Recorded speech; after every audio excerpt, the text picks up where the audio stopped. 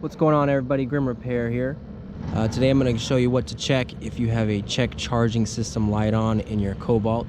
I had it come on for me on a Saturday evening. Some of the auto parts stores were closed. All the shops were closed. They're going to be closed for the weekend, and I was about 1,000 miles from home. And I had recently replaced my alternator, and I have a fairly new battery, so I'm going to show you things to check other than that. Luckily, I was near a Walmart, and I usually bring some tools with me when I go out of town, but I did had to pick up one of these. The first thing I came back here to check was the battery. The battery's in the trunk.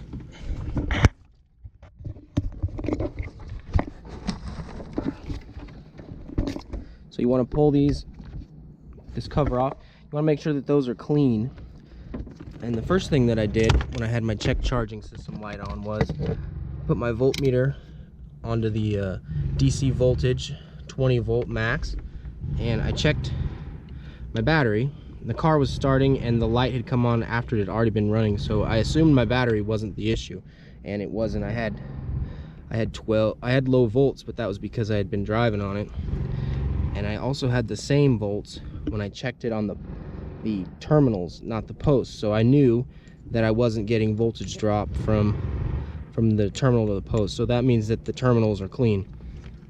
There's also a large fuse down here. You want to make sure that it's not blown and that the blades on it aren't dirty. So you pull that out, make sure they're clean. Make sure you have good connection on this plug here. And I wasn't getting any voltage drop from any of the connections back here, so I could safely assume my issue wasn't in the trunk on the battery.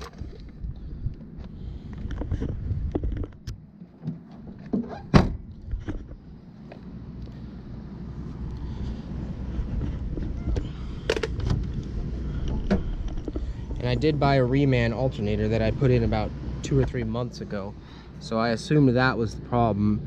The new one was like twice the amount of money, and they didn't have it in stock, so I bought the reman. I usually don't.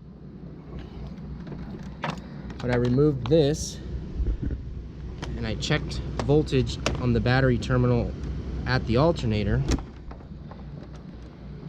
made sure everything was clean, and I had 14 volts on the alternator, so I knew it wasn't the alternator. And there's a plug-in plug on the alternator, and you should have 12 volts on that terminal when the key is in the run position, and I had that, so the car was telling the alternator to charge. What ended up being my problem was a loose connection down on the starter. It runs from the alternator to the starter, and then the battery meets up at the starter, I believe, with the alternator.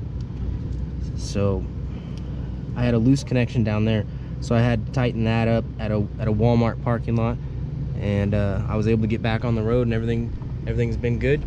So you'd want to check that, and then it runs up here to the fuse box, and you'd want to make sure that these connections are good and clean, and those are fine. You want to make sure that you have good grounds as well. The alternator's got a ground on it, and it also bolts to the block, so that shouldn't be an issue. But anyway, yeah, my problem was a loose starter connection, so I tightened it up and I'm back on the road. Hope that helps you out. Some things to check if you still have a charging issue and you got a new alternator and a new battery. Thanks for watching.